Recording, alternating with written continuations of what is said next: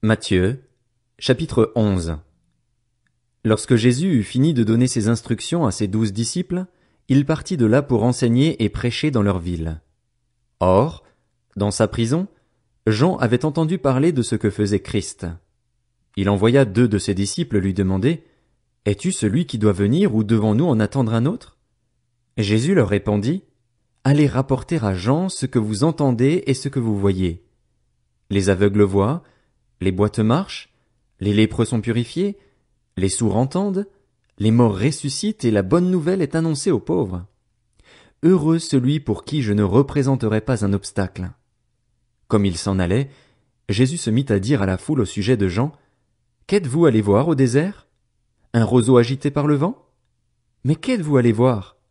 Un homme habillé de tenues élégantes? Ceux qui portent des tenues élégantes sont dans les maisons des rois. Qu'êtes-vous donc allé voir? Un prophète? Oui, je vous le dis, et plus qu'un prophète, car c'est celui à propos duquel il est écrit, « Voici, j'envoie mon messager devant toi pour te préparer le chemin. » Je vous le dis en vérité, parmi ceux qui sont nés de femmes, il n'est venu personne de plus grand que Jean-Baptiste. Cependant, le plus petit dans le royaume des cieux est plus grand que lui. Depuis l'époque de Jean-Baptiste jusqu'à présent, le royaume des cieux est assailli avec force, et des violents s'en emparent. En effet, tous les prophètes et la loi ont prophétisé jusqu'à Jean. Si vous voulez bien l'accepter, c'est lui, l'Élie, qui devait venir. Que celui qui a des oreilles pour entendre entende.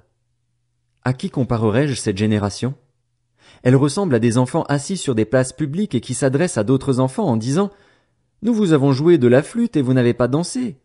Nous vous avons entonné des chants funèbres et vous ne vous êtes pas lamentés. » En effet, Jean est venu, il ne mange pas et ne boit pas, et l'on dit « Il a un démon. » Le Fils de l'homme est venu, il mange et il boit, et l'on dit « C'est un glouton et un buveur, un ami des collecteurs d'impôts et des pécheurs. » Mais la sagesse a été reconnue juste par ses enfants.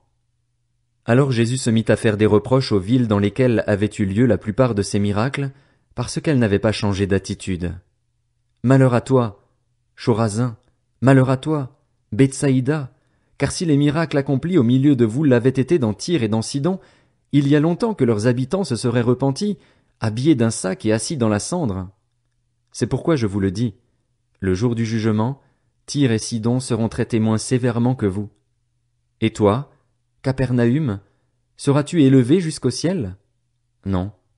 Tu seras abaissé jusqu'au séjour des morts, car si les miracles accomplis au milieu de toi l'avaient été dans Sodome, elles subsisteraient encore aujourd'hui. C'est pourquoi je vous le dis, le jour du jugement, le pays de Sodome sera traité moins sévèrement que toi.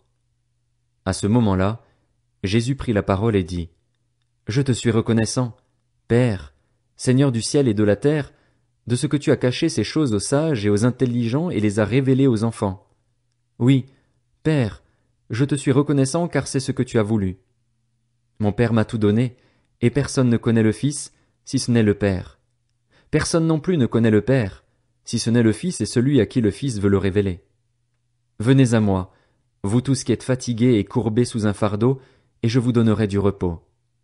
Acceptez mes exigences et laissez-vous instruire par moi, car je suis doux et humble de cœur, et vous trouverez le repos pour votre âme.